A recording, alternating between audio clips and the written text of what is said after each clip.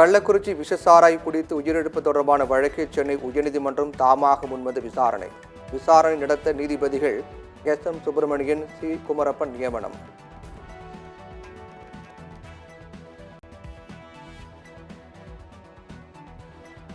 கல்வராயன் மக்களுக்கு வேலை வாய்ப்பு இல்லாததால் கள்ளச்சாராயம் காய்ச்சும் நிலை. சென்னை உயர்நீதிமன்ற நீதிபதிகள் வேதனை.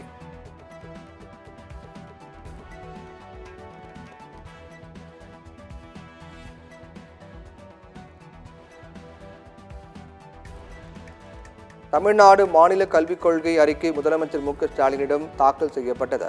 ஓய்வு பெற்ற நீதிபதி முருகேசன் தலைமையிலான குழு முதலமைச்சரிடம் அறிக்கையை ஒப்படைத்தது.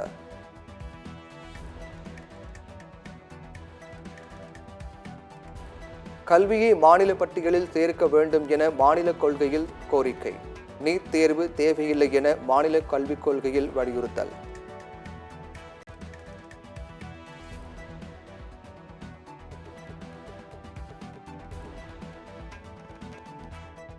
நீட் தேர்வு முறைகேடுகளை கண்டித்து நாடாளுமன்ற வளாகத்தில் இந்தியா கூட்டணி எம்பிக்கள் ஆர்ப்பாட்டம்.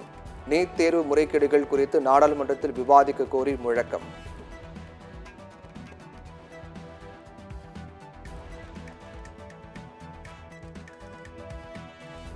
சுற்றுலா வளர்ச்சிக் கழகம் சார்பில் 3 கோடி ரூபாய் செலவில் 5 அதிநவீன சொகுசு பேருந்துகள் அறிமுகம்.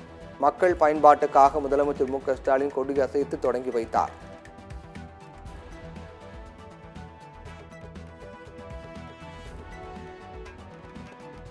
உலகக்கோப்பை கைப்பற்றிய இந்திய அணி பார்படாஸ் நகரில் புயல் எச்சரிக்கையால் நாடு திரும்ப முடியாமல் தவிப்பு. புயல் கரை கடந்த பிறகு விமானங்கள் இயக்கப்படும் என அறிவிப்பு.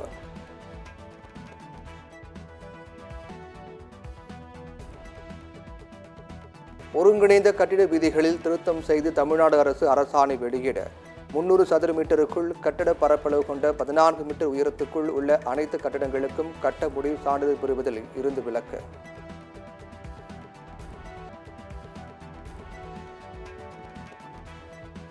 புதிய விண்வெளி கொள்கையை அறிமுகப்படுத்துகிறது தமிழ்நாடு அரசு. விண்வெளி தொழில் கொள்கையின் வரைவு அறிக்கை வெளியீடு.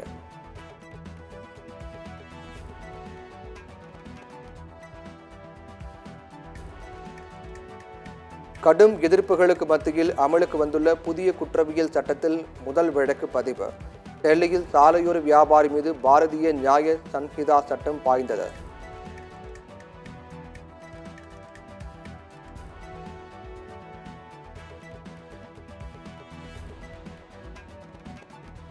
புதிய குற்றவியல் சட்டங்களில் சில அம்சங்களை வரவேற்கலாம் என ப. சிதம்பரம் கருத்து. நாடாளுமன்றத்தில் ஆக்கப்பூர்வமான விவாதம் நடத்தவில்லை என குற்றச்சாட்டு.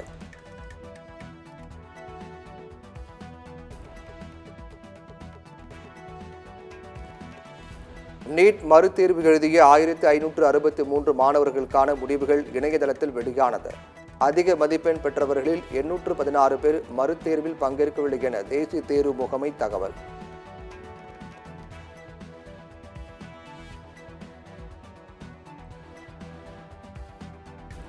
மத்திய புலனாய்வு அமைப்புகளை கண்டித்து ஆம் ஆத்மி உள்ளிட்ட கட்சிகள் நாடாளுமன்ற வளாகத்தில் போராட்டம். ஆம் ஆத்மி எம்பி சஞ்சய் சிங் தலைமையில் இந்தியா கூட்டணி கட்சியினர் போராட்டம்.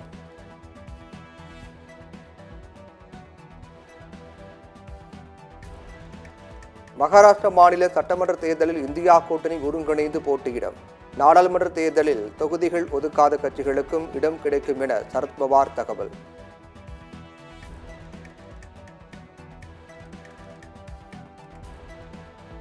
ராணுவ வீரர்களுக்கு அதிநவீன ஆயுதங்களை வழங்குவது மிகவும் அவசியம். சவால்களை எதிர்கொள்ள ராணுவம் முழு திறனுடன் இருப்பதாக நாட்டு மக்களுக்கு ராணுவ தளபதி உபேந்திர திவேதி உறுதி.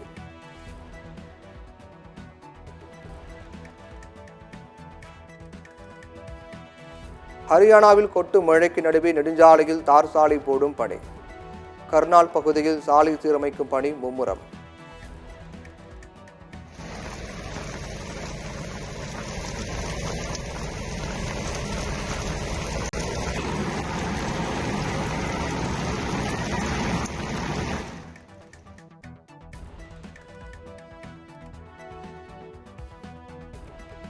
ராமேஸ்வரம் மீனவர்கள் 25 பேர் இலங்கை கடற்படை கைது செய்யப்பட்டதை கண்டித்து போராட்டம். பாம்பனில் மீனவர்கள் கடலில் இறங்கி கண்டன முழக்கம்.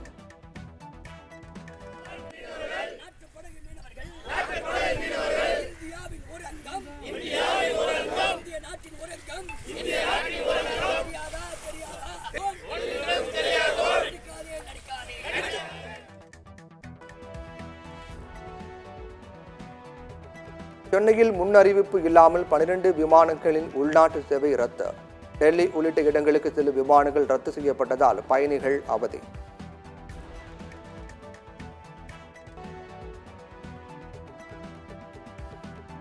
அவை நடவடிக்கைகளை ஒத்திவைத்து நீட் தேர்வு முறைகேடுகள் குறித்து விவாதிக்க கோரிக்கை. மக்களவை, மாநிலங்களவையில் காங்கிரஸ் உள்ளிட்ட எதிர்க்கட்சிகள் நோட்டீஸ்.